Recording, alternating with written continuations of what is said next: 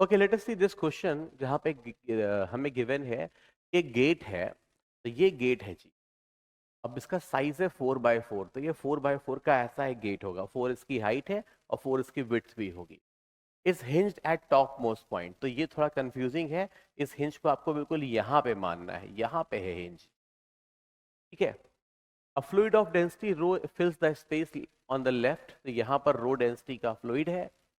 The force which acting 1 metre from the, अब यहाँ पर एक फोर्स लग रहा है बॉटम से 1 मीटर ऊपर, और हमें इस गेट को इक्विलिब्रियम में रखना है। ये क्वेश्चन आसान है क्योंकि फ्लूइड इधर से हाइड्रोस्टैटिक फोर्स लगाएगा और और इधर से ये फोर्स लगा रहा है, ये एफ फोर्स लगा रहा है, और दोनों को गेट को इक्विलिब्रियम में करना है।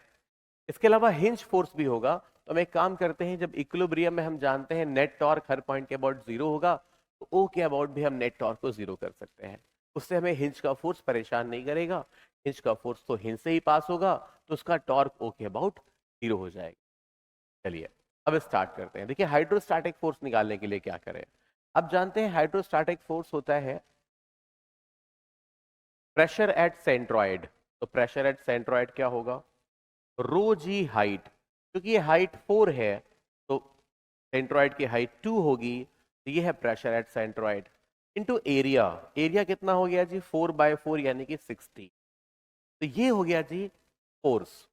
और हम जानते हैं अगर ये हाइट, ये वाली हाइट h है, तो इसकी जो हाइड्रोस्टैटिक फोर्स की इफेक्टिव हाइट h/3 होती है। तो ये हमें 4 दी हुई है। तो हिंज के रिस्पेक्ट में देखें, हिंज के रिस्पेक्ट में ये 4 है, तो ये 4/3 हो जाएगी। तो बची हुई जो लेंथ है वो 4 - 4/3 हो जाएगी। 4 - 4/3 हो जाता है 8/3।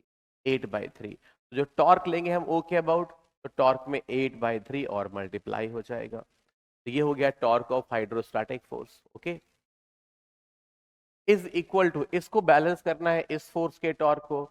इस फोर्स का टॉर्क हो जाएगा F मल्टीप्लाइड बाई, ये दूरी जी 3 है, इसको मैं 3 से कर देता हूं। अब जरा सॉल्व किया जाए, अब देखेंगे F की वैल्यू आ रही है 256/9 रो टी, और 256/9 रो जी ऑप्शन बी है।